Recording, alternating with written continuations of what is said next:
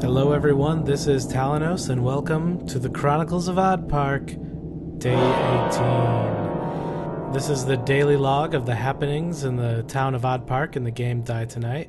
And now with that, let's go take a look at the Gazette for Day 18. On Day 18 we saw an attack of 2,120 zombies against our 2663 defense. No deaths from that, and we also had some replenishment in the northeast, which is in the heart of our zombie reservation, our ZDI zone. You can also see for another day in a row, no deaths, so kicking that death trend that we had going for a little while there. Just as a refresher, I showed you what the beginning of the day looks like in our ZDI when we have some zombies in the edges. This is what it looks like again after we've cleared it out, so only keeping those zombies in the northeast quadrant there. We finished upgrading the upgradable wall yesterday on day 17, so we needed a new project to upgrade. We could have gone with the water turrets, but we didn't have them built, and they use up water with each upgrade. So since we want to try and last as long as we can without running out of water, we did not upgrade the turrets, and we instead went for the Great Pit, which provides us less overall defense, but does not require any water from the well from us. So that's something where I'm not quite sure if we made the right choice, but we'll see in the next few days what happens. And just as a reminder, we started off days 1 through 5, we upgraded the search tower. Then days 6 and 7, we upgraded the watchtower before going back to the defensive focus upgrades, which we maxed out the next 5 days, taking us to day 12.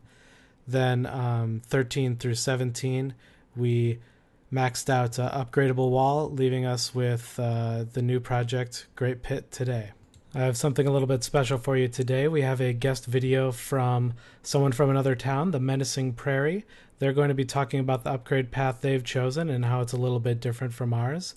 So I hope you'll find it interesting to see another perspective on possible upgrade paths.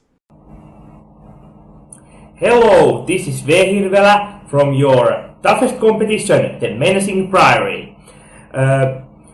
It was recently asked in this show that what is the most favorite upgrade path or the best upgrade path, and I think that is way too town dependent to really answer. I think there are a couple of guidelines which you can follow though, like for example, you should max search tower as fast as you can, and then at some point late in the game you should go for aqua turrets, so that then you can add water into the well to get past the really big spikes at day 20 and after that. But other than that, you can really kind of vary depending on how your town works. For example, how many defensive objects are you able to bring back, yeah, and such. In our town, the Menacing Prairie, we did first 5 upgrades search tower, and then second 5 upgrades actually watchtower. So we were able to max those, and now we get a boost in every expedition because we can teleport back to town quite far away and such. It really worked for us because we had a dedicated building crew that was building the defenses up, so we didn't really have worries about defenses while we were upgrading these non-defense buildings. Other thing I want to talk about is that there is this, I call this whatever, let's say the vhirvela principle or whatever, but that let's say you have a spike like we had at day 16, I believe, that you have a big spike, and then you can see basically that now the next 2 days are not going to be nearly as big, so you are basically safe for the defense. So for example, if you would have defensive focus at level 3 and it would give best defense to upgrade it to 4, then I would suggest actually that you would give upgradable wall, for example, levels 2 and 3. So give that the 2 levels.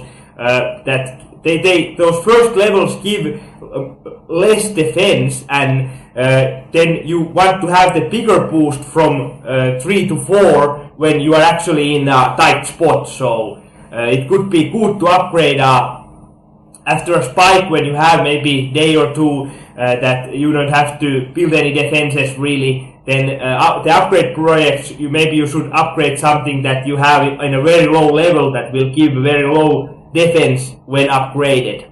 So then when you really need the defense, you can upgrade it more and have better benefit of it. What do you think about this? Thank you. All right, well, thanks for making that video for us. Please make another one if you get the chance, and anyone else out there, do the same as well. I think it adds a lot to the show to see a lot of other people's perspectives. I guess my response would be that, I'd still like to see Watchtower 5 sometime in my game playing experience and see what that's like. This time we wanted to get defense up quick, and we wanted to get it up as fast as we could. We maxed defensive focus by day 12 and brought back lots of objects. You mentioned you had a few spikes there, but we've never had an attack so far, even here on day 18, where we haven't been able to manage it. So I credit that a lot with us, getting defensive focus up there as quickly as we did, and building as much of the defensive structures as we did. Kind of made the attacks a non-issue so far. But as I said earlier, there's lots of different ways to play too. So I think this was interesting to see another person's opinion. Please be sure to share yours as well in the comments below if you have an opinion as well. I did not go out and scavenge today since I was busy, so there will be no edition of today's haul, sadly.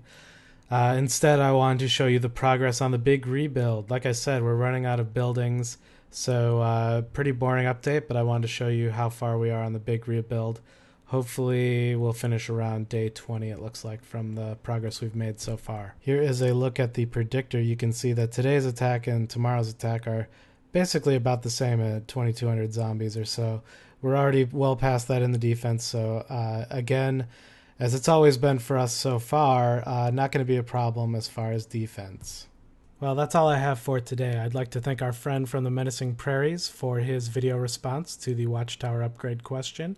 Hopefully we'll have some more of that stuff to give you in the future.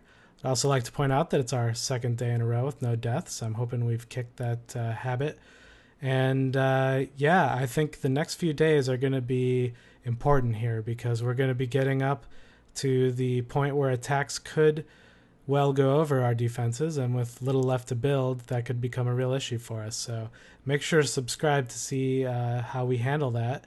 And as always, please keep your comments, questions, and tips coming, and leave them down below. And make sure to share this with your friends as well. And I will see you guys on day 19.